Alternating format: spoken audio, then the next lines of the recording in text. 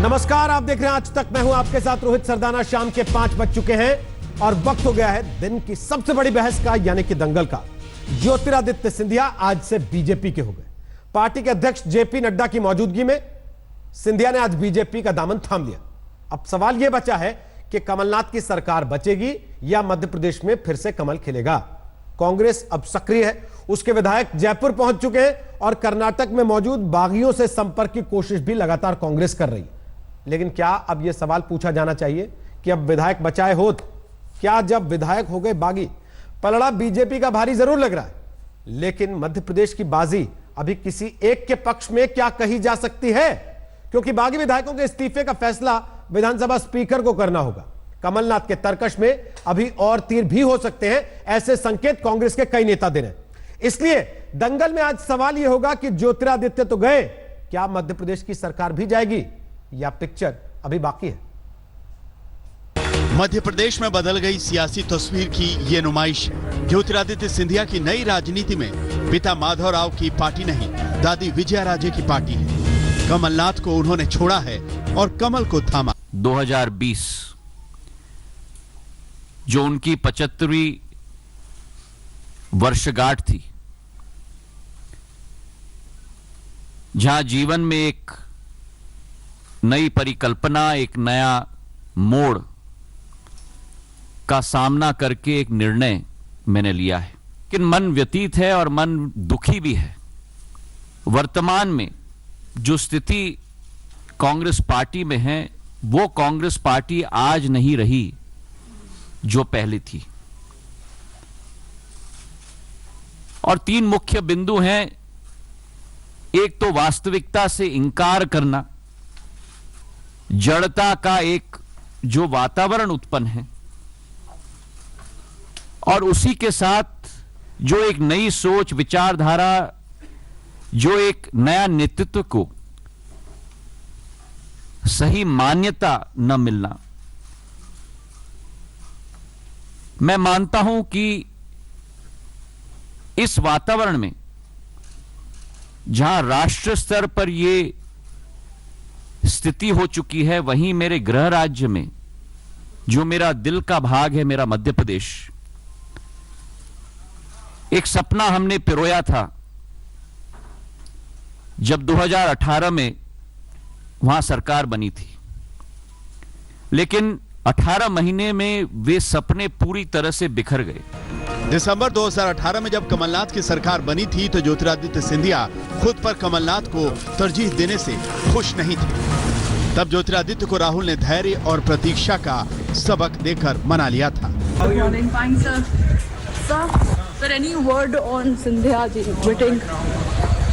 लेकिन ज्योतिरादित्य ने अब न सिर्फ कांग्रेस को मध्य प्रदेश में कमजोर किया है, बल्कि कमलनाथ सरकार को आईसीयू में पहुंचा दिया है। 9 मार्च से ही कांग्रेस के ज्योतिरादित्य समर्थक 19 विधायक कर्नाटक में हैं। कुल 22 विधायकों ने इस्तीफा दिया है। बाकी कांग्रेसी विधायकों को बचाने के लिए कांग्रेस ने उन्हें जयपुर पहुंचा दिया है। लोकतंत्र को सब मिलकर सिद्धांतों की गला घोटने के साथ इन्होंने जो कृत्य किया, मेरा कांग्रेस का विधायक कहीं बैठा हो, जिसने पंजे पे चुनाव लड़के आया, जिसको लोगों ने वोट दिया कांग्रेस की विचारधारा का, वो विचार कर रहा है, वो संपर्क में है, 100% कांग्रेस पार्टी के साथ खड़ा रहा था, है और रहेगा। सब लोग साथ में, मैं फिर कहना चाहता हूँ, और सरकार महत्वपूर्ण सरकार बचा रहा हूँ। सभी विधायक साथ में हैं, तो सभी विधायक एक साथ रहना चाहते हैं और सरकार फ्लोर टेस्ट पे मजबूती के साथ फ्लोर टेस्ट पास करेगी। मैं आपको बीजेपी के विधायक भी हरियाणा के मानेसर पहुंच चुके हैं। सरकार बचाने की कांग्रेस की कोशिशों के बीच बीजेपी नई परिस्थितियों को अपने हक में बताने की कोशिश कर रही है। श्री ज्योतिरादित्य सिंधिया जी युवा, ऊर्जावान और कल्पनाशील मस्तिष्क के धनी नेता हैं। कांग्रेस में अगर कोई लोकप्रिय था तो महाराज ही थे, तो इसलिए हम कहते थे माफ करो महाराज, दूसरे का तो कोई नाम ही नहीं था। अब महाराज और शिवराज एक है भारतीय जनता पार्टी में। कमलनाथ सरकार संकट में तो जरूर पहुंची है, लेकिन कमलनाथ के विकल्प अभी खत्म नहीं हुए हैं, क्योंकि ज्योतिरादित्य समर्थकों के इस्तीफे को लेकर अभी कई दांव पेच हो सकते हैं। जयपुर से शरद कुमार, भोपाल से रवीश और दिल्ली से मौसमी सिंह और हिमांशु मिश्रा के साथ आज तक ब्यूरो। तो आपको बता दें कि दंगल में आज हमारे साथ गौरव भाटिया है, वो बीजेपी का पक्ष रखेंगे। हमारे साथ मुकेश नायक हैं, वो कांग्रेस पार्टी का पक्ष रखेंगे। अजय आलोक हमारे साथ हैं, वो जेडीयू के नेता हैं, बीजेपी की सहयोगी पार्टी है एनडीए में। हमारे साथ यहां चेतन सिंह है, वो कांग्रेस के समर्थक है। हमारे साथ राजेश बादल हैं, वरिष्ठ पत्रकार है, राजनीति पर पैनी नजर रखते हैं मध्य प्रदेश की खासतौर पर। और हमारे साथ आलोक मेहता भी हैं, वरिष्ठ पत्रकार हैं, वो भी मध्य प्रदेश से आते हैं, पद्म पुरस्कार से सम्मानित हैं और देश की राजनीति के साथ साथ वो भी मध्य प्रदेश की राजनीति पर खास तौर पर नजर रखते हैं। आप सबका स्वागत है दंगल में। सबसे पहले गौरव भाटिया, शिवराज सिंह चौहान ने आज ट्वीट किया, स्वागत है महाराज, साथ है शिवराज। हमें याद है चुनाव में बीजेपी का नारा था, हमारे नेता शिवराज, माफ करो महाराज। तो इतना जल्दी बदल जाता है कि सब कुछ।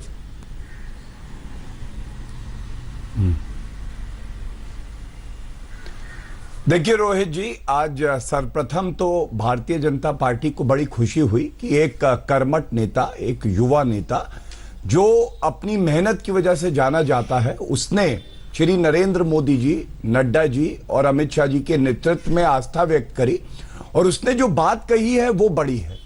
उन्होंने कहा है बिल्कुल स्पष्ट करते हुए, आप चाहे उनका त्यागपत्र देखिए, जिसमें उन्होंने कहा कि कांग्रेस में रह के मैं देश की, प्रदेश की सेवा नहीं कर सकता हूं।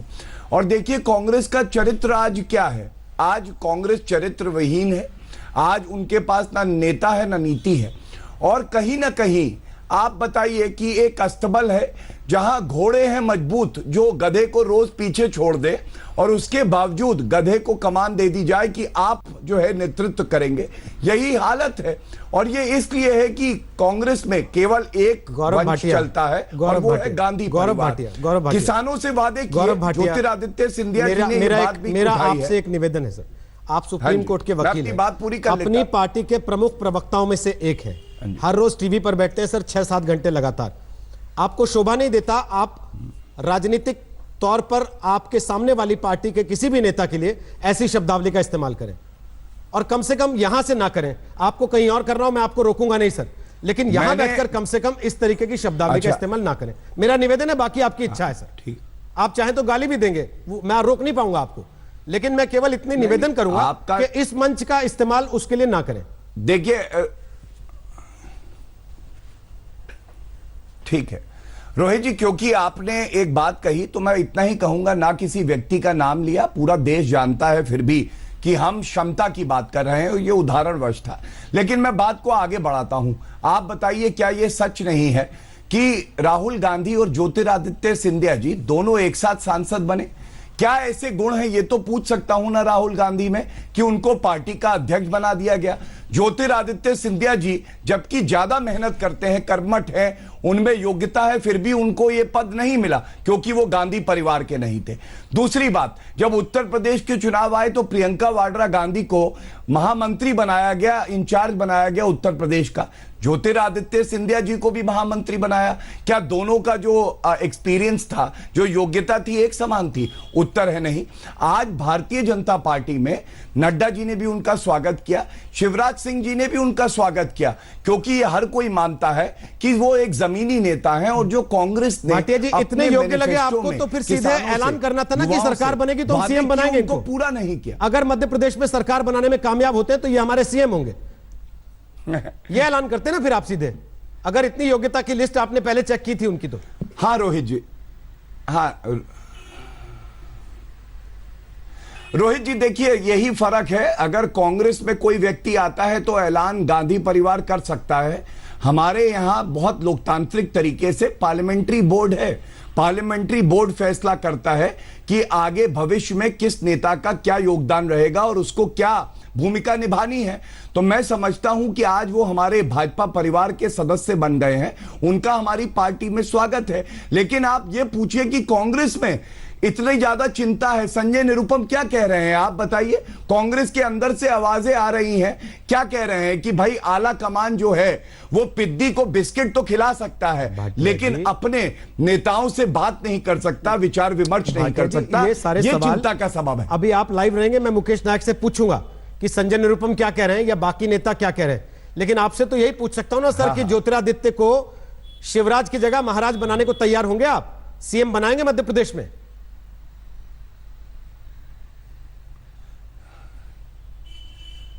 रोहित जी देखिए, ऐसा है कि कांग्रेस का फिर से यही चरित्र है कि बच्चा पैदा ना हो और मुंडन करवाने लग जाते हैं। मैंने जैसे पहला कहा, आज ज्योतिरादित्य जी ने भी जब अपनी बात रखी, उन्होंने कहा कि मैं पार्टी की विचारधारा के प्रति समर्पित हूं, मेरी उनसे बातचीत भी हो रही थी और वो पार्टी को आगे बढ़ाएंगे। किसको क्या भूमिका दी जाती है ये पार्टी तय कर लेगी। सवाल इसमें कांग्रेस ये का नहीं था, पूछना कि कौन सा व्यक्ति ऊपर है नीचे है, ऐसे भारतीय जनता पार्टी कार्य नहीं करती। और वो सवाल क्यों था ये भी बता देता हूं सर। वो कांग्रेस से पहली दफे नाराज ही तब हुए थे जब उनके नाम को पीछे करके कमलनाथ के नाम को आगे बढ़ा दिया गया था। तो मुझे लगा पूछ लेना चाहिए, शायद आप लोग उस नाराजगी को दूर करने की तैयारी करके बैठे। वापस आता हूं सर आपके पास, अभी वापस आता हूं। अब जरा मुकेश नायक जी से कुछ सवाल लेने। मुकेश जी, सिंधिया तो गए, अब सरकार बचेगी या जाएगी मध्य प्रदेश में?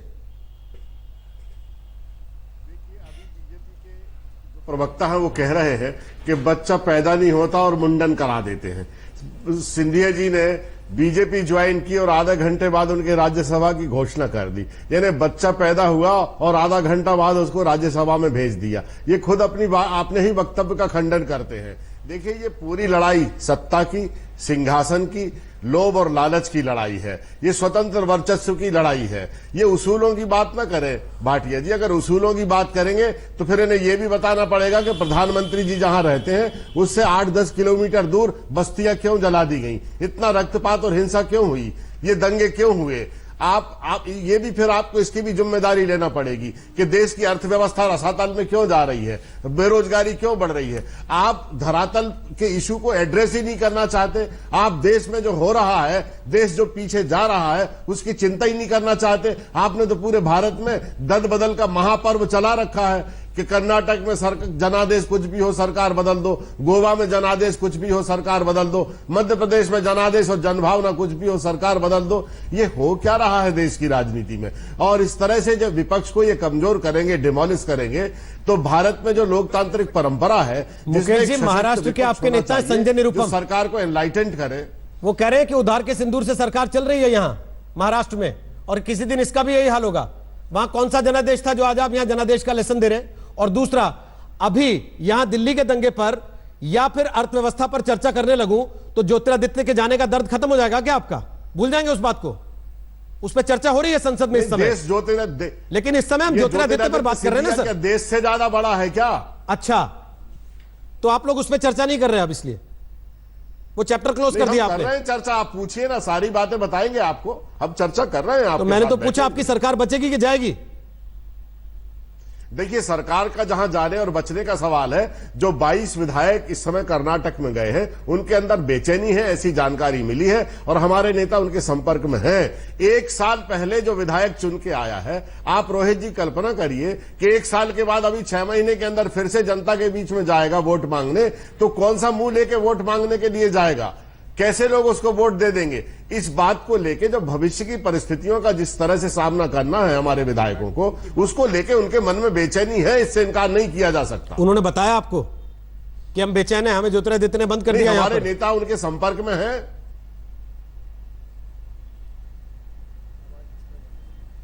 बताइए ना सर, कितने लोग उसमें से वापस आने के लिए तैयार हैं? नहीं, हमारे नेता उनके संपर्क में हैं, उनसे बातचीत चल रही है और इसी के कारण फिर हमने एक फ्लोर पर तैयारी की है कि फ्लोर पर जब हम जाएं, विधानसभा के अंदर जाएं, तो हम पूरी कोशिश करें अपनी सरकार को बचाने की। तो इसका मतलब यह समझा जाए, आलोक मेहता और राजेश बादल, आप दोनों से पहले टिप्पणी लूंगा, उसके बाद मैं अजय आलोक और चेतन सिंह के पास जाऊंगा, कि अब दोनों तरफ से पैसे का खेल होगा।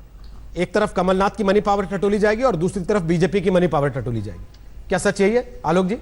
देखिए रोहित जी, इसमें कोई शक नहीं है कि वो पर्दे के पीछे कहाँ क्या होता है और बंगलोर ही क्यों होता है, वो चाहे कांग्रेस हो या बीजेपी हो, सभी पार्टियों को हम तो खजुराहो में भुगत चुके ना, गुजरात में जब वाघेला लेकर के चले गए थे। तो इसलिए वो सब बातें तो ये रहने दीजिए कि क्या पैसा होगा वो और आप और हम भी बोलेंगे तो डिफेमेशन बनता है, क्योंकि हमारे आपके पास सबूत नहीं है। लेकिन देखिए, ये तो मुकेश जी मानेंगे, कल भी हमारे कार्यक्रम में आपके साथ थे अपने आज तक में, वो कि वहाँ पर जिस तरह से निगलेक्ट किए गए, सिंधिया चले गए, बार बार खाली राज्यसभा के लिए गए, ऐसा नहीं हो सकता। वो यदि अपने लोगों को साथ, उनको क्या मुंह दिखाएंगे जो विधायक उनके साथ काम कर रहे थे। इसलिए वो विधायक ने, आज भी आपने सुबह कुछ अपना बाइट उस तरह का चलाया है जो वहाँ से दिया गया, वो विधायक बहुत ज़्यादा नाराज़ हैं। देखिए, कमलनाथ जी बहुत अच्छे पुराने राष्ट्रीय नेता हैं, संजय गांधी, इंदिरा गांधी के समय में आए थे, लेकिन वो राष्ट्रीय राजनीति में रहे। प्रदेश, मुकेश जी आप सहमत होंगे, आज आप मुख्यमंत्री होते तो आपके दरवाजे खुले होते। वहां 2 किलोमीटर दूर जाकर के एमएलए को मिलना मुश्किल हो रहा था। वहां के डीजीपी से मिलने के लिए 3 मिनट भी से नहीं होता है। ऐसी स्थिति में कमलनाथ जी एज ए गुड एडमिनिस्ट्रेटर हो सकते हैं। आज आपका संकट हो, राहुल गांधी तो और भी महान है, मतलब उनको पता नहीं आपसे कितनी बार मिले हों, हो सकता है बहुत अच्छे मिले हों, तो बहुत आप जानकारी दीजिएगा रोहित जी के कार्यक्रम में। वो पार्टी के लोगों से, पार्टी के जनरल सेक्रेटरी जो राज्यों से आते हैं उनको मिलके वापस उन्हें मिल ही नहीं पाते, बेचारे चले जाते हैं। कई लोगों ने हमें कहा कि भाई साहब हम तो आए अपने प्रदेश की, मध्य प्रदेश की नहीं, तमिलनाडु की व्यथा भी नहीं सुनने को तैयार है वो। तो आपका नेतृत्व जो गड़बड़ करता है, अब दोष बीजेपी को दीजिए, भगवान को दीजिए, हनुमान जी को दीजिए, वो अलग बात है। लेकिन सही बात यह है कि आपके लोगों ने जो निगलेक्ट किया पार्टी को, उसका नतीजा है। और वो विधायक नहीं आने वाले, जो आपका जवाब है कि वो विधायक नहीं आएंगे और जा सकते हैं ज्यादा। राजेश बादल, सरकार बचेगी या जाएगी? आलोक जी तो कह रहे हैं कि इससे ज्यादा स्थिति खराब हो सकती है, बोलिए। रोहित, देखिए ऐसा है कि कांग्रेस वास्तव में अनेक वर्षों के बाद इस तरह की क्राइसिस का सामना कर रही है और अभी तो मुश्किल दिखती है। बयानों का दौर है, जो बेंगलोर में बैठे हुए हैं उनमें से कितने लोग आएंगे कितने लोग नहीं आएंगे ये देखने वाली बात है। क्योंकि मैं एक बात बता दूं आपको कि जो महल समर्थक विधायक हैं वो हमेशा महल के समर्थक ही रहते हैं, चाहे वो सिंधिया परिवार का सदस्य कांग्रेस में रहे या भारतीय जनता पार्टी में। तो इस नाते तो ऐसा लगता है कि जो सिंधिया के साथ लोग हैं वो सिंधिया के साथ बने रहेंगे। लेकिन ये इतना आसान लगता नहीं है जितना समीकरण हम समझ रहे हैं, क्योंकि दरअसल भारतीय जनता पार्टी में आने वाले दिनों के लिए थोड़ी सी चुनौतियां भी इस कदम से बढ़ जाएंगी। जैसे प्रभात झा का अगर आप जिक्र कर रहे हैं तो प्रभात झा ने तो सफाई दे दी कि मेरे बारे में जो खबरें फैलाई जा रही है वो झूठ है, मैं कोई नाराज नहीं। मैं सफाई की बात नहीं कर रहा हूं। मैं चुनौती इस बात की बढ़ जाएगी कि देखिए 25 वर्ष से जो महल या सिंधिया कांग्रेस के साथ या महल कांग्रेस के साथ जो बीजेपी संघर्ष कर रही थी, तो राजनेताओं के स्तर पर तो आप बीजेपी में सिंधिया को स्वीकार कर लेंगे, लेकिन कार्यकर्ता के स्तर पर आप कैसे जाएंगे मैदान में जब वही कार्यकर्ता अब बीजेपी का झंडा लेके लड़ेगा जिसके खिलाफ वो उनके कार्यकर्ता लड़ते रहे हैं। तो एक विधायक वर्ग वो भी है जो उसी इलाके से आता है, जीता है या पराजित हुआ है तो बहुत थोड़े मार्जिन से पराजित हुआ है। अब उसी म्यान में, एक म्यान में 2 तलवारें बढ़ जाएंगी। ठीक है चेतन सिंह, अगर कांग्रेस मौका नहीं देती तो बीजेपी ये चौका कैसे लगाती? और क्या कांग्रेस को इस बात के संकेत लगातार नहीं दे रहे थे ज्योतिरादित्य सिंधिया? क्या ये कांग्रेस नेतृत्व की तरफ से लापरवाही नहीं है कि उनके जानते बुझते ये हुआ? देखिए, सबसे पहली बात है, बहुत आसान होता है किसी के ऊपर आरोप लगाना, उंगली उठाना बहुत आसान होता है। समझिए, देखिए हमने देखा है कि पिछले 7 दिल्ली 7वां प्रदेश था जो ये बीजेपी हारी है, एक के बाद एक क्यों हारती जा रही है? इन्हीं नीति और नियतों की वजह से। अब यहाँ पर हमें जो दूसरी सबसे ज़्यादा समझने की बात है, पार्टी क्या होती है? पार्टी एक माँ होती है उसके कार्यकर्ताओं के लिए, उसके नेताओं के लिए। क्या आप इस समय में, जहाँ पर पार्टी के अंदर थोड़ी सी इस समय कांग्रेस सबसे निर्णायक दौर से गुजर रही है, क्या इस तरह में छोड़ के चले जाएंगे बीच मझदार में? क्या अपने व्यक्तिगत फायदे के लिए?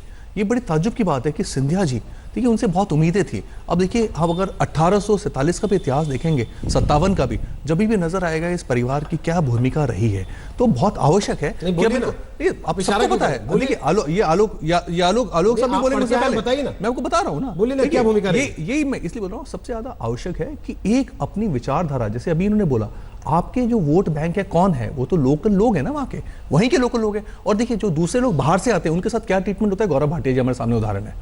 गौरव भाटिया जी से पूछ लीजिए, ये बाहर से आए हैं, दूसरी पार्टी से आए हैं, किस तरह से क्या बहुत गौरव भाटिया औपचारिक प्रवक्ता है, आपको तो वो जगह तक नहीं मिल पा रही अपनी पार्टी में। अब देखिए आप तो अंदर के हैं, वो तो बाहर के होकर राष्ट्रीय प्रवक्ता है, पार्टी के टीवी पर बैठते हैं रोज 6 घंटा। बिल्कुल है, मैं बिल्कुल बैठते हैं। तो वो पार्टी आपसे बेहतर। गौरव भाटिया जी बहुत ज्यादा सक्षम आदमी है, उनको और बेहतरीन ट्रीटमें मिलना चाहिए, उनको ओहदा मिलना चाहिए, उनको मिनिस्ट्री मिलनी चाहिए थी। उनको देखिए, और उनके को जो मिल रहा था वो उनके हिसाब से ओके था। देखिए तुलना, आपने ये अपना आकलन किया है। देखिए तुलना करने की यहाँ पर आवश्यकता नहीं है। जैसे वो सिंधिया जी की तुलना कर रहे थे, मसला तो यही हुआ ना कि ज्योतिरादित्य को लगा कि उनको जो मिलना चाहिए वो नहीं मिल रहा, इसलिए वो पार्टी छोड़ गए। रोहित जी, आप जो दूसरे शब्दों में बात कह रहे हैं वो यही कह रहे हैं ना। देखिए बिल्कुल स्पष्ट शब्दों में कह रहा हूं मैं। आलोक मेहता साहब, इनका बड़ा सम्मान करते हैं और ये खुद बता देंगे, ये कार्डर बेस्ड पार्टी है।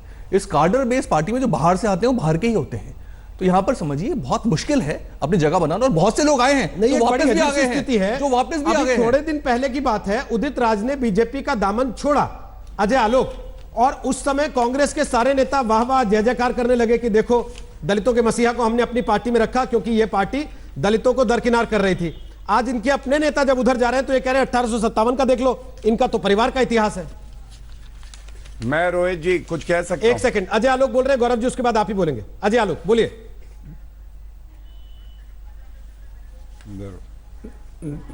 देखिए रोहित जी, ये सब सुविधा के अनुसार राजनीति में अपनी अपनी भाषा बदलती रहती है। सच्चाई ये है कि अगर आप अपना घर नहीं संभाल सकते हैं तो आपका घर टूटेगा ही, फिर दूसरों को क्यों दोष देना है। और स्वाभाविक है, अगर विपक्ष कोई है और एक सत्ता पक्ष है तो एक की विपत्ति दूसरे की संपत्ति बनती है।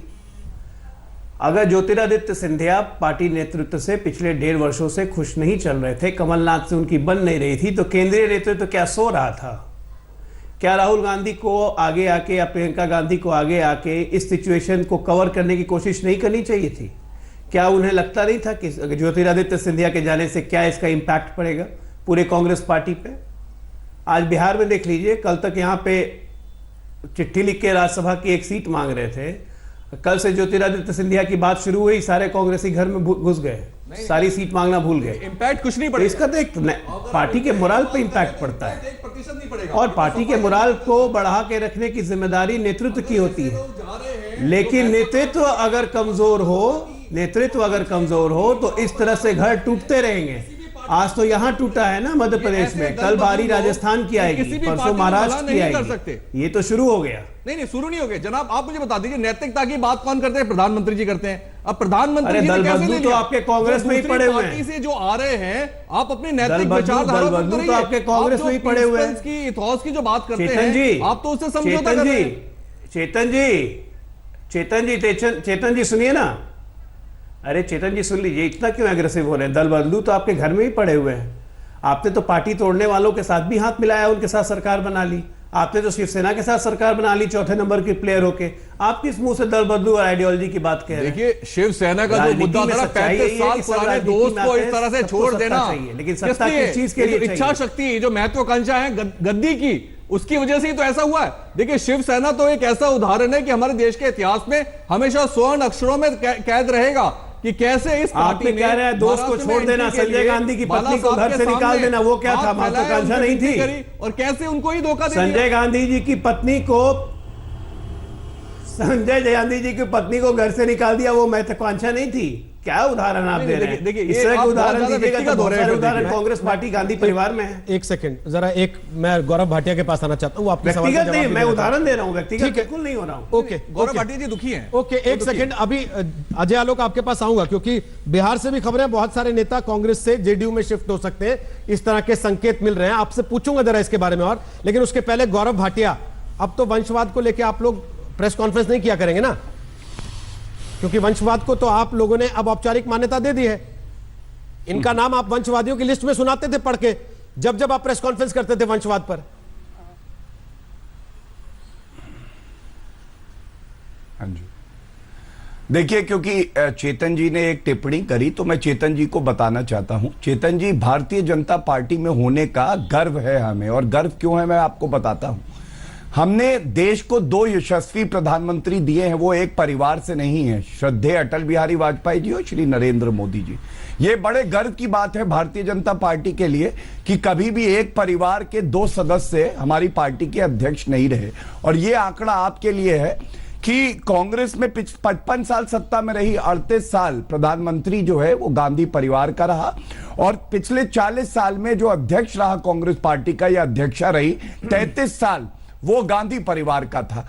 और जो बच्चे की बात कर रहे थे मुकेश जी, मेरे साथी हैं, मैं बता दूं, ये बच्चे को पहले से पुरस्कृत करने का काम अगर कहीं होता है तो वो कांग्रेस में होता है। गांधी परिवार में बच्चा पैदा हुआ, भविष्य का वो अध्यक्ष होगा कांग्रेस पार्टी का, भारत रत्न उसे मिलेगा।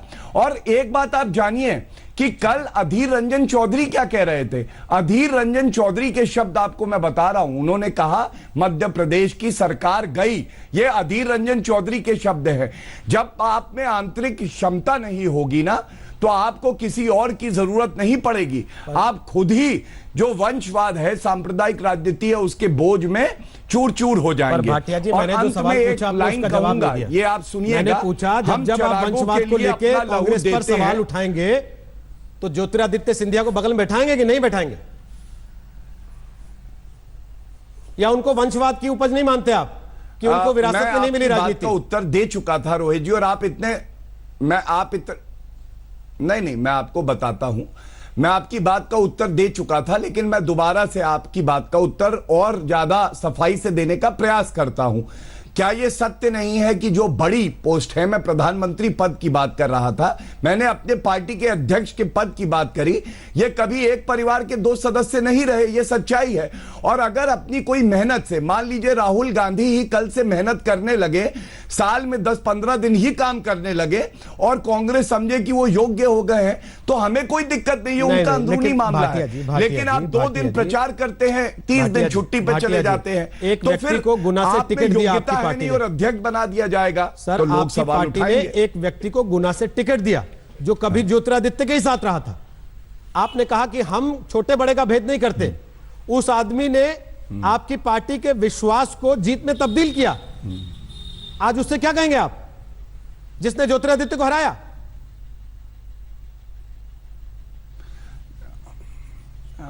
देखिए रोहित जी, हमारी पार्टी में समन्वय होता है, संवाद होता है और सब एक दूसरे के साथ मिलकर कार्य करते हैं। आप जान लीजिए, पार्टी की विचारधारा के प्रति सब समर्पित हैं। हर एक कार्यकर्ता और लीडर कहता है श्री नरेंद्र मोदी जी हमारे आदर्श है, हमें इतनी क्षमता दे कि हम उनके जैसे बने। कांग्रेस का एक लीडर ऐसा नहीं होगा जो ये कहे कि हमें राहुल गांधी जी जैसा बना देना। इतना मैं जरूर जानता हूं, बल्कि रोज पूजा करते हैं राहुल गांधी जी जैसा कोई हमें मत दीजिएगा। ये फर्क है, बड़े मैंडेट के साथ में आई है। इनकी नीयत देखिए, ये सिर्फ उन राज्यों पे फोकस कर रहे हैं जहां पर इनकी सत्ता नहीं है।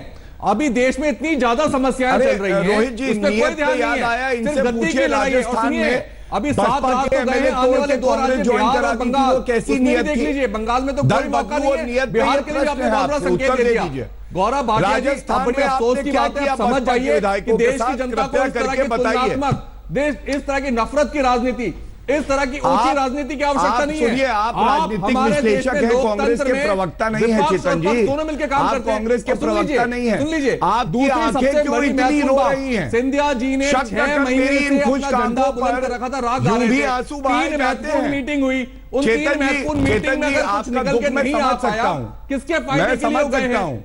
कुछ तो मजबूरियां हैं कि एक राजनीतिक विश्लेषक भी प्रवक्ता बनकर कांग्रेस का आने लगता है। आप बता दीजिए अपने व्यक्तिगत मैं पूछ रहा हूं आपसे। अच्छा, मैं एक सवाल पूछना चाहता हूं आप लोगों से। मैं आप लोगों से एक सवाल पूछना चाहता हूं। आप कांग्रेस पार्टी की चिंता करिए चेतन जी, भारतीय जनता पार्टी का जो कमल है वो खिल रहा है, केवल एक कमल मुरझाएगा और वो है कमलनाथ। सर एक सेकंड आप बोलिए जरा। गौरव जी भी बोल रहे थे तो समझ में नहीं आ रहा। बोलिए गौरव जी, आएंगे आपके पास। चेतन जी ने पहले भी मेरा जिक्र किया था, तो जैसे असम में सीधे सीधे जो राहुल गांधी के अपमान के बाद जो कांग्रेस से गए, उनको डिप्टी चीफ मिनिस्टर बना दिया। ऐसा नहीं है। देखिए, किसी पार्टी में आपका क्या कद है उस हिसाब से। और मैं वैसे बताऊं आपको, कई बार कांग्रेस में भी ऐसे लोग आए, उनको कुछ नहीं मिला, बल्कि वो चीफ मिनिस्टर रहे हुए उनको भी नहीं मिला। तो ऐसा नहीं है कि मिल ही जाता है। श्यामाचरण शुक्ला का नाम आप जरा रिकॉर्ड में देख लीजिएगा। चेतन जी, आप पुराने आदमी हैं, हमारे साथ राजेश भी बैठे हैं। वापस पार्टी में आने के बाद भी उनको नहीं दिया गया। तो ऐसा नहीं है। आप चीफ मिनिस्टर है कि जिनके पिताजी ने भी कांग्रेस खड़ी की, संविधान बनाया, उनको भी कांग्रेस ने बाद में नहीं दिया। विद्याचरण शुक्ला को बाद में क्या हुआ, फिर दोबारा क्या हुआ। देखिए, ये नहीं कहिए कि एक पार्टी में सब कुछ हो जाता है। ज्योतिरादित्य तो ताजा उदाहरण है। नरसिंह राव ने माधवराव सिंधिया को हवाला कार्ड में फंसा दिया, उसके बाद उनको छोड़ना पड़ा। अभी तो यही है। अभी तो इतना ज्यादा जो किया जाता है कांग्रेस में, और राहुल गांधी ने तो पराकाष्ठा कर दी, ठीक, कांग्रेसियों को बाहर फेंक दिया। एक सेकंड, अब जरा मुकेश नायक जी, एक महाराष्ट्र, दूसरा राजस्थान और मध्य प्रदेश में तो तनाव चल ही रहा है। यहां सरकार चलेंगी तीनों जगह कांग्रेस की अगुवाई वाली। देखिए, ये तो मध्य प्रदेश का भी 4 दिन में तय हो जाएगा कि क्या होना है।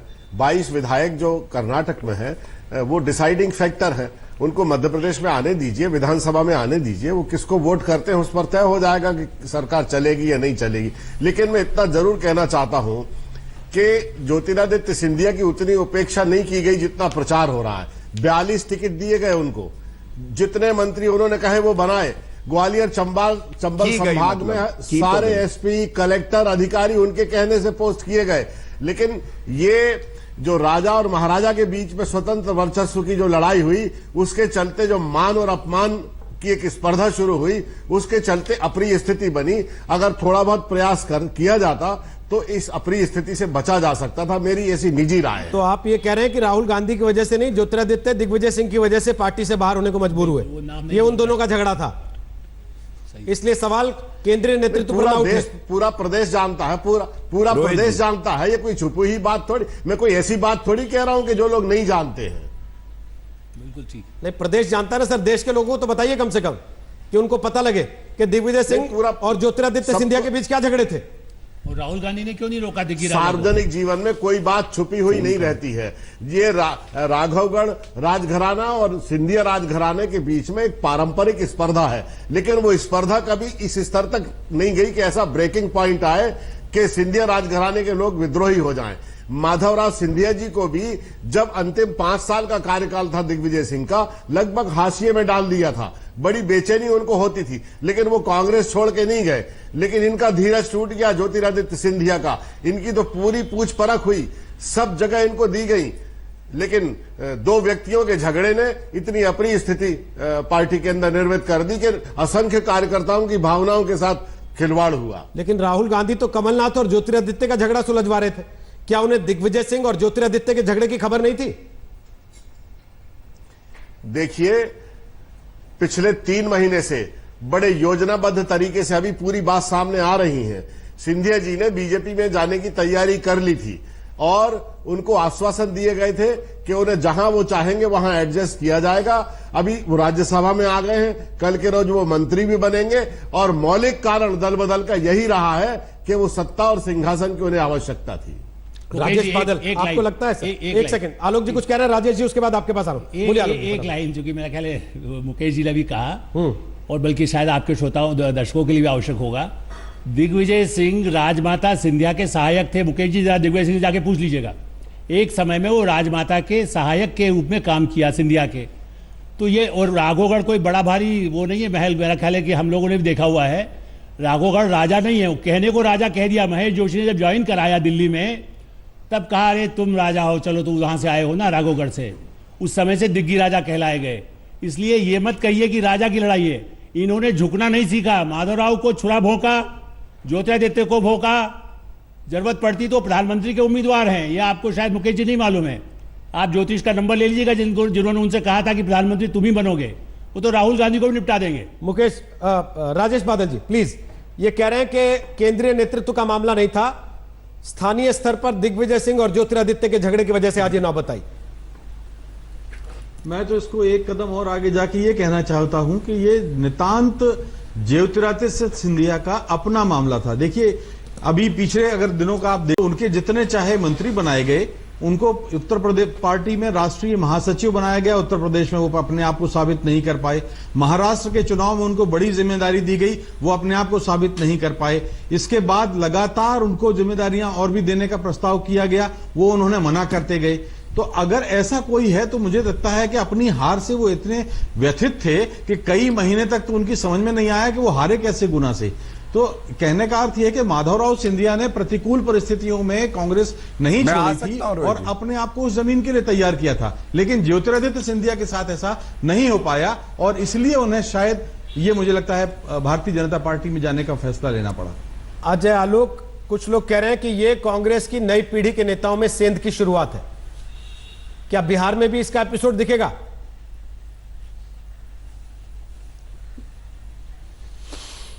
भाई रोहित जी, आप कह रहे हैं नई पीढ़ी के नेताओं में सेंध। भाई नई पीढ़ी के नेता को उभरने देंगे, नेता बनने देगी कांग्रेस पार्टी, तब तो कोई नेता बनेगा। सवाल तो यहां इनसिक्योरिटी का है। इतनी ज्यादा इनसिक्योरिटी है राहुल गांधी और प्रियंका गांधी को लेके कि किसी को नई पीढ़ी का नेता बनने ही नहीं देते ये लोग।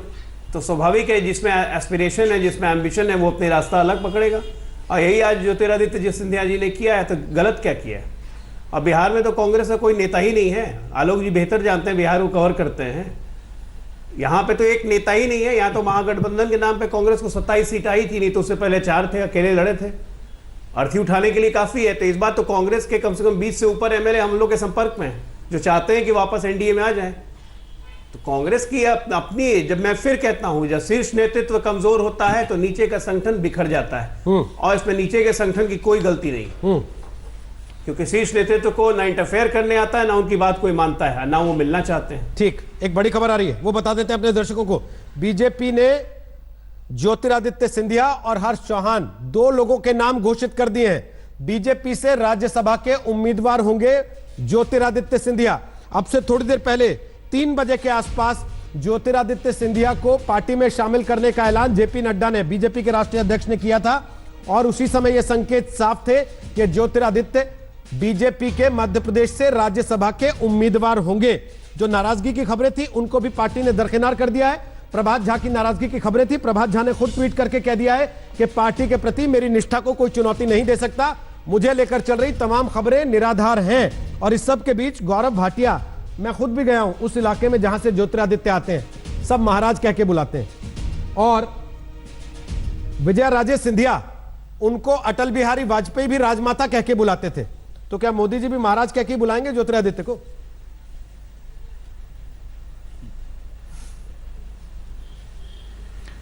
देखिए रोहित जी, आपने जो प्रश्न पूछा तो कल फिर से जो अधीर रंजन चौधरी जी ने कहा था उनका वक्तव्य याद आ गया।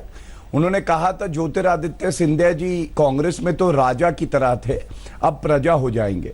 तो मैं भारतीय जनता पार्टी में खुद भी जुड़ा हुआ हूं, और मैं इतना कह सकता हूं कि हमारे जो सर्वोच्च नेता हैं नरेंद्र मोदी जी, वो खुद को प्रधान सेवक बताते हैं। जनता से हमारी ताकत है, हम जनता की सेवा करने आए हैं, और जो भाव ज्योतिरादित्य सिंधिया जी में भी देखा है हमने, वो भी मध्य प्रदेश की जनता और देश की जनता की सेवा करने के लिए आए हैं। इसलिए मैं समझता हूं वो पूरी तरह से कर्मठता से भारतीय जनता पार्टी में जनता की सेवा करेंगे।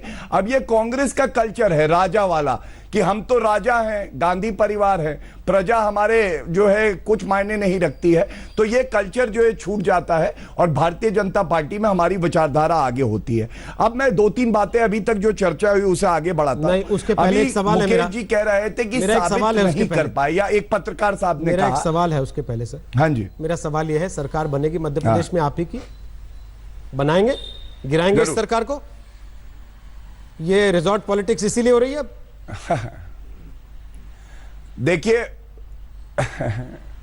देखिए भविष्य के गर्भ का ये उत्तर है, और मैं प्रवक्ता हूं, मेरी एक जिम्मेदारी है, मैं ये उत्तर नहीं दे सकता हूं, ये हमारा पार्लियामेंट्री बोर्ड तय करेगा। और ये जो आंतरिक कमजोरी है कांग्रेस की, आप खुद देखेंगे कि वो सरकार गिरेगी।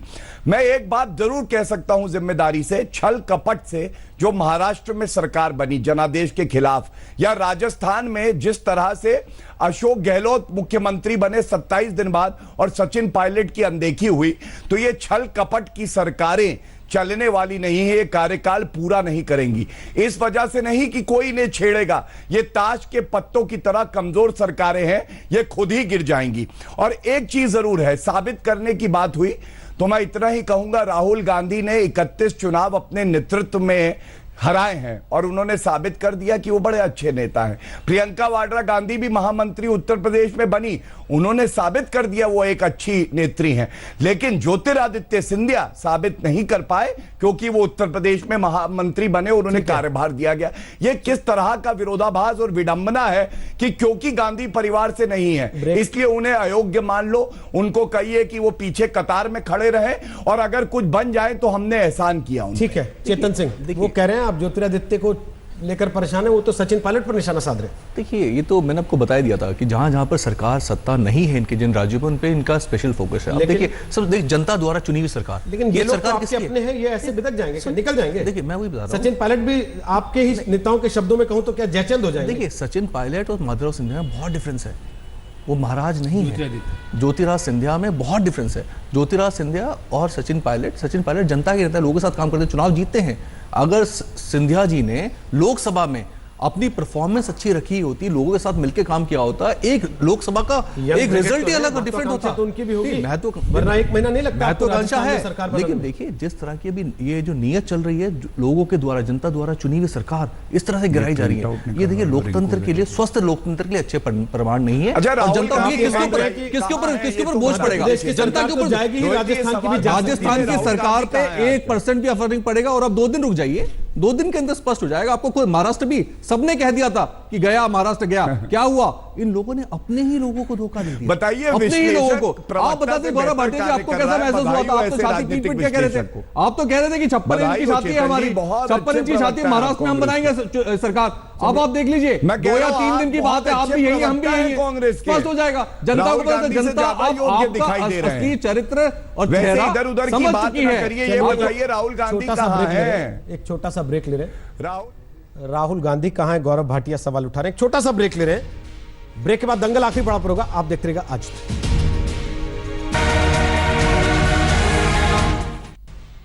तो दंगल के आखिरी पड़ाव पर आपको केवल इतना बता दें कि दंगल आप अपने मोबाइल पर भी देख सकते हैं। डाउनलोड कीजिए हमारा मोबाइल ऐप या फिर विजिट कीजिए हमारी वेबसाइट aajtak.in पर। ठीक 6 बजे हल्ला बोल अंजना के साथ। नमस्कार, मैं हूं अंजना ओम कश्यप। हमें उम्मीद है ये वीडियो आपको पसंद आया होगा।